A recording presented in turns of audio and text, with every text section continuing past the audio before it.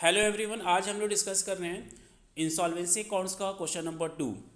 अगर इससे पहले आपने इंसॉल्वेंसी अकाउंट के प्रीवियस वीडियोस नहीं देखे हैं तो पहले उसको देख लीजिए और उसके बेसिक कॉन्सेप्ट्स को समझ लीजिए। कुछ क्वेश्चन सॉल्व कराए हैं उसको देख लीजिए और इसके बाद हम लोग इस क्वेश्चन पे डिस्कशन करते हैं। तो इसमें हमें फाइंड करना है प्रेफरेंशियल क्रेडिटर्स फाइंड करना है। और प्रेफरेंशियल क्रेडिटर्स के बारे में हम पहले भी बता चुके हैं। दो आपके एक्ट होते हैं, presidency insolvency act and provincial insolvency act, जिसमें प्रेफरेंशियल क्रेडिटर्स की लिस्ट दी हुई है कि किसको पहले हमें पेमेंट करना है in the case of insolvency. तो उसी एक्ट के प्रोविजंस के अकॉर्डिंग यहाँ पे हमें फाइंड करना है मेरे प्रेफरेंशियल क्रेडिटर्स कितने हैं और नॉन प्रेफरेंशियल क्रेडिटर्स कितने हैं। तो आइए स्टार्ट करते हैं। सबसे पहले पॉइंट्स गिवन आपका salary of 4 clerk 400 per month for last 2 month. एक क्लर्क को हमें 400 पर मंथ सैलरी देनी है और टोटल 2 मंथ की सैलरी आउटस्टैंडिंग है, मींस एक क्लर्क को हमें 800 सैलरी देनी है। अगर आप प्रेसिडेंसी टॉन इंसॉल्वेंसी एक्ट और प्रोविंशियल इंसॉल्वेंसी एक्ट के प्रोविजंस को देखेंगे तो प्रेसिडेंसी टॉन इंसॉल्वेंसी एक्ट में बताया गया है कि एक क्लर्क को हम maximum 300 rupees as a preferential creditors का पेमेंट कर सकते हैं और अंडर प्रोविंशियल इंसॉल्वेंसी एक्ट एक हम क्लर्क को maximum 20 rupees as preferential payment कर सकते हैं और बाकी जो पेमेंट होगा उसको नॉन प्रेफरेंशियल ट्रीट किया जाएगा कि अगर बाद में बैलेंस बचता है तो उस अमाउंट से उनको पे किया जाएगा। तो टोटल 4 क्लर्क थे और जो टोटल सैलरी बन रही थी एक क्लर्क की 800 बन रही थी और 4 क्लर्क की टोटल सैलरी बन रही थी 3200 रुपीज़, जिसमें से प्रेसिडेंसी टॉन इंसॉल्वेंसी एक्ट के अकॉर्डिंग एक क्लर्क को हम मैक्सिमम 300 दे सकते हैं तो 4 क्लर्क को मैक्सिमम हम दे सकते हैं 1200। तो ये वैल्यू शो होगी प्रेफरेंशियल क्रेडिटर्स में 1200 और जो बैलेंस बच रहा है 3200 टोटल पे करना था, जिसमें से 1200 प्रेफरेंशियल हो गया। बाकी जो बैलेंस बच रहा है 2000 इसको अनसिक्योर्ड क्रेडिटर्स में शो करेंगे या नॉन प्रेफरेंशियल क्रेडिटर्स भी शो कर सकते हैं। प्रोविंशियल इंसॉल्वेंसी एक्ट में एक क्लर्क को हम maximum 20 rupees as a preferential payment कर सकते हैं। तो 4 क्लर्क का मैक्सिमम पेमेंट हो गया 80 रुपीज़, तो 80 रुपीज़ जाएगा प्रेफरेंशियल क्रेडिटर्स में और 3200 माइनस 80 बैलेंस जो बच रहा है उसको नॉन प्रेफरेंशियल क्रेडिटर्स ट्रीट करेंगे। 3200 minus 80 3120। After this next point है आपका salary of another one clerk for the month of Feb and March 2016 at the rate of 150 per month. तो 150 पर मंथ के अकॉर्डिंग टोटल सैलरी हो गई 300 rupees और इसमें एक क्लर्क को हम मैक्सिमम दे सकते हैं। इसमें एक और पॉइंट्स देखना होगा आपको, जो यहाँ पे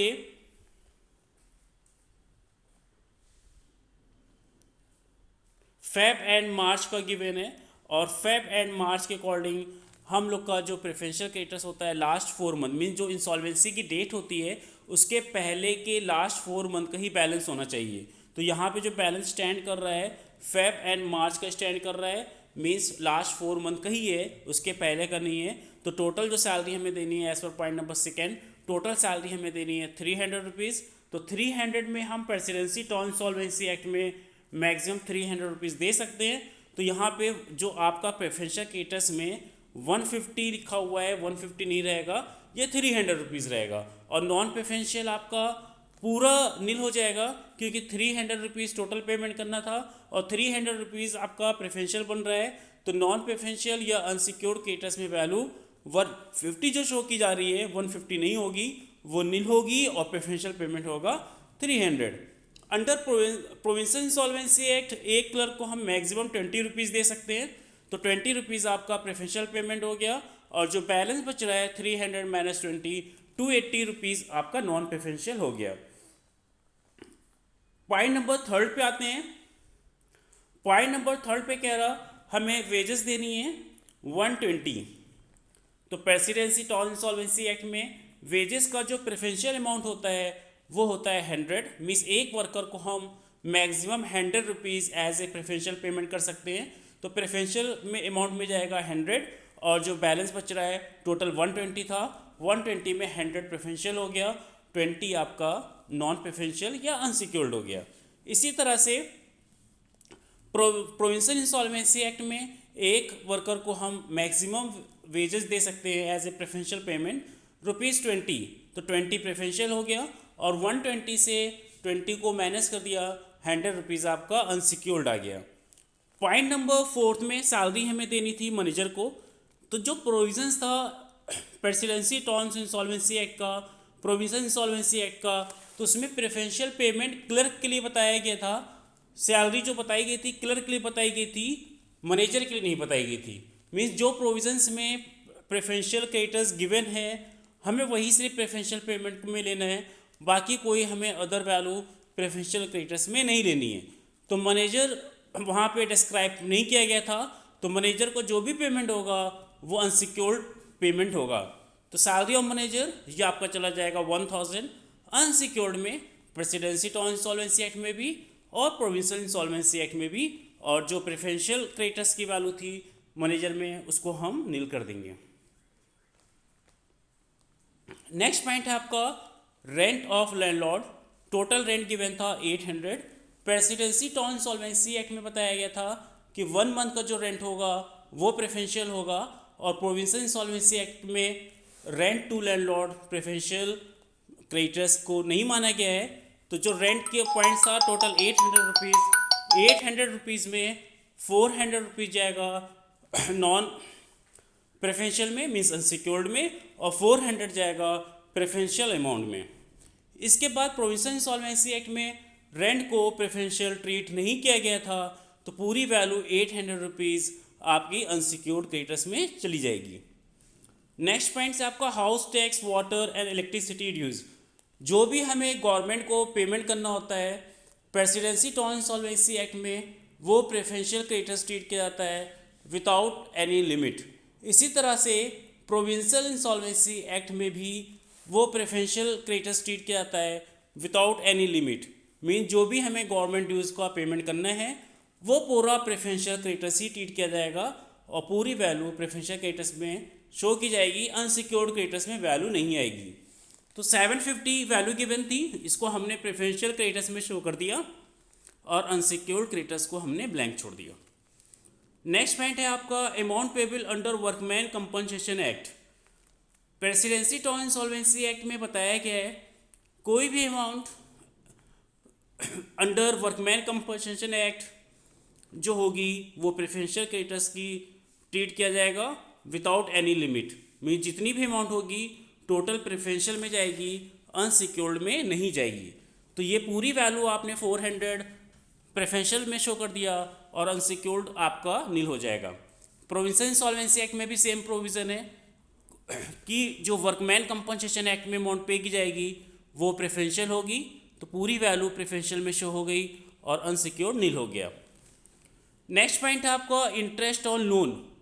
इंटरेस्ट ऑन लोन के बारे में प्रेफरेंशियल क्रेडिटर्स का जो प्रोविजंस है उसमें कोई ऐसी इन्फॉर्मेशन नहीं दी गई है कि इंटरेस्ट ऑन लोन प्रेफरेंशियल होगा, तो इसको हम लोग अनसिक्योर्ड में शो कर देंगे प्रेसिडेंसी टर्म्स इंसॉल्वेंसी एक्ट में भी और प्रोविंशियल इंसॉल्वेंसी एक्ट में भी।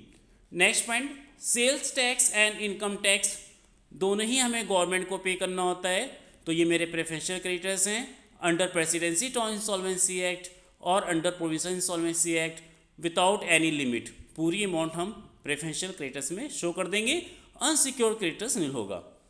प्राइवेट क्रेडिटर्स आपके अनसिक्योर्ड होते हैं, तो ये पूरी value unsecured. 1 minute, point number 10 में फर्दर इंफॉर्मेशन भी गिवन है। Private creditors 2000 includes 500 due for rates of his house property. जो हमें रेट्स का पेमेंट करना होता है वो हमें लोकल अथॉरिटी को पेमेंट करना होता है, तो ये भी हमारी गवर्नमेंट ड्यूज़ है। तो 2000 में 500 रुपीज़ हमें एज ए गवर्नमेंट को पे करना है, तो 500 रुपीज़ प्रेफरेंशियल क्रेडिटर्स में चला जाएगा और अनसिक्योर्ड क्रेडिटर्स में वैल्यू आ जाएगी 1500। यही रूल्स आपका प्रोविंशियल इंसॉल्वेंसी एक्ट में यूज़ होगा। तो ये इस तरह से हमें जो वैल्यू गिवन होती है इसके 2 पार्ट्स करने होते हैं। Some parts are preferential creditors and remaining amounts are treated as a unsecured या नॉन प्रेफरेंशियल क्रेडिटर्स। तो उससे पहले इस तरह के क्वेश्चन सॉल्व करने से पहले हम लोग को ये क्लियर होना चाहिए कि प्रेफरेंशियल क्रेडिटर्स में जो प्रोविजंस बताया गया है under presidency term insolvency act और अंडर प्रोविजन इंसॉल्वेंसी एक्ट, उसमें कौन कौन से क्रेडिटर्स आ रहे हैं। जब वो आप अच्छे से देख लेंगे तो ये क्वेश्चन आपका ईजिली सॉल्व हो जाएगा।